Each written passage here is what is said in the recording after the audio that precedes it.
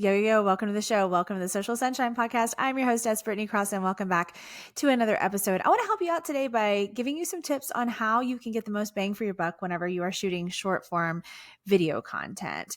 So, as you probably know, with short form video content, you need quantity, right? Because you need to share multiple times a week if you are committed to this being a part of your marketing strategy, and it needs to go on and on and on forever. So, really going into shooting content with a plan and trying to be efficient and getting like the most you can out of the situation is going to serve you. And it's going to feel so good to know that you just like milked it and got everything you could out of it.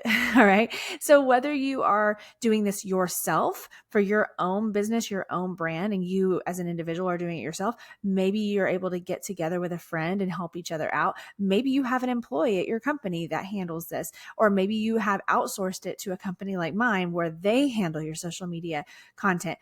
It doesn't really matter if you are the one doing it by yourself or not, because you can take these ideas to whomever is helping you so you can make sure and get the most out of the experience. We have a lot of experience doing this at my company, Fun Love Media, at content shoots for clients. And I personally do these things whenever I'm shooting content for my own personal brand. So I hope that it helps. Let's just dive in, and I'm going to go ahead and paint the picture for you. So let me start with what we do whenever it's a Fun Love Media content shoot for a client, and there's two of us that get to go.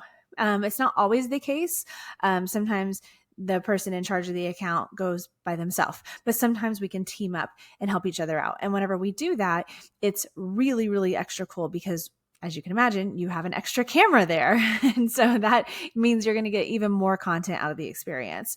So this applies to you if you're not having to shoot content alone, or if you happen to have an extra camera, even if you are alone. Okay. So this is what we do.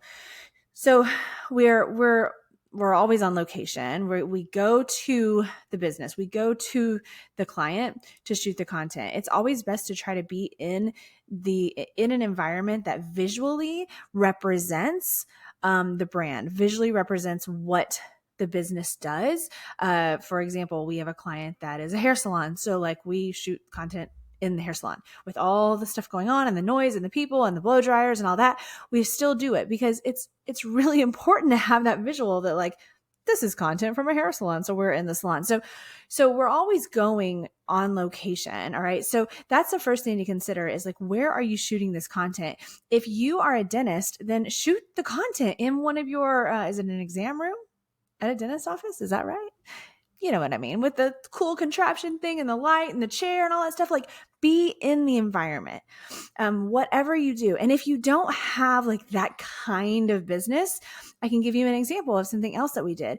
We have a client that is a motivational speaker, and she helps people. She does coaching on like stress management for businesses and for individuals and whatnot. Right. So, and she works remotely. And so she didn't have like this obvious setting, like a dentist office or a hair salon to be in for the video that we shot with her. So we chose a really lovely spot in the city of Houston that was outdoors, lots of green grass, but also lots of cool, shiny buildings. We're right in the middle of the city. So it really gave us a nice visual so that when she's talking, she's in nature. So she's showing her caring and compassionate side. So we're bringing out the fact that you can trust her to hire her to talk about your stress management needs. But also with the city and the buildings, it showed kind of this kind of like flashy, fun side of her personality and stuff like that. You see what I'm saying? So we're choosing the location based upon what makes sense for the brand. So really, really give that some thought, because I'm telling you, it's going to make all the difference in the world if you can choose an excellent location. So we of course do that when we're doing a Fun Love Media client content shoot. But then when there's two of us, and again, you could do this even if you're by yourself, but if you have an extra camera and like a tripod, you could do something like this. But we show up, of course, we have our plan ahead of time. So, again, you want to prepare because you're trying to get quantity. Maybe a lot of times we have 2 hours for the content shoot, sometimes even less. So we really got to have our shit together. And so, and we do, of course, we're professionals. If it takes you a little bit longer, that's completely understandable. And we have our list. We know what we're trying to hit. We know if we're using certain trending sounds to do something kind of fun or whatever. And so you've got the main person that handles the account that's doing the bulk of the content shooting with like the client. So like say we are at a dentist office, whoever's in charge of that account, that person is really like the main person of the content shoot. So like if the dentist is sitting down and going to do some interview style stuff in front of the camera, that person is in charge of shooting that, whether the dentist is talking to the camera or off camera, a little like interview style, right? So that person's in charge of that. And then the second person is in charge of shooting a variety of things. The second person is getting photos of anything and everything that's happening.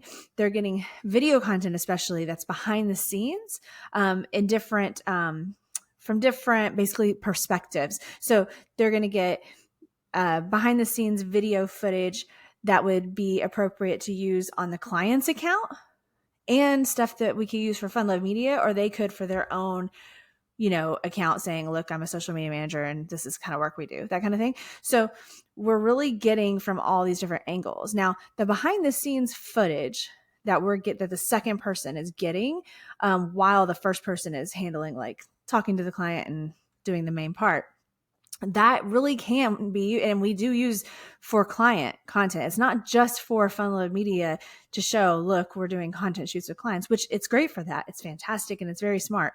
But whenever we use, behind the scenes footage for a client in their content for their brand, it always does really well. People like to see that. And the key is the visual. That just like the setting matters, right? You need to show that they're filming content. So you need to show like if there's a tripod and the person's sitting there holding a camera and they're filming the dentist, right? Like the second person is showing the whole scene. You're coming here, you're coming to the left, you're coming to the right, you're going up, you're going down. You're just getting a variety of footage from different angles with as great a lighting as you possibly can, and so on and so forth, so that when that footage is used, it's obvious like, oh, wow. So Dr. So-and-so, my dentist, is shooting like educational content for social media. Wow, they're such an expert. It makes me trust them even more. It makes me know that they're committed to their business and marketing their business. And look, they're so badass because they're making all these videos. That's what is going to go through someone's mind. I mean, essentially, whenever they see that behind the scenes footage. So now let me give this to you in a different way. If you're having to do this by yourself and you do have the extra camera, then you want to have the extra camera just set up somewhere that's going to be able to just document the situation that you're in. So if you are shooting content for your own business and you do want to do like some sit down interview educational stuff, let's say, because that's just a good example. You get your setup, you're in your office or wherever, you've got your nice lighting, you have your phone on a tripod, which is where you're going to be filming the main content. And then over somewhere else, use what you need to use if you don't have a second tripod, but make the other camera see the scene. Let it see the tripod. Let it see where you're sitting. Let it see if something behind you isn't quite perfect. Not the main camera. The main camera needs to be the one that looks polished, but the second camera is not so much. And if you can just do even just that, you're going to get something, and let it film for a little while you're shooting your videos, right? You can get so much use out of that. Check your lighting, check the positioning, make sure you're not like facing cameras to windows, right? Because then it's gonna wash out the picture. But once you kind of have everything set up right, you're going to get so much out of it. And again, it really helps with this like credibility thing. People like to see behind the scenes because it's interesting, but also it really does build up your leadership in your industry because they see that you're shooting content. Like, that's cool. That means you're putting forth this effort, and it means that people are listening to you.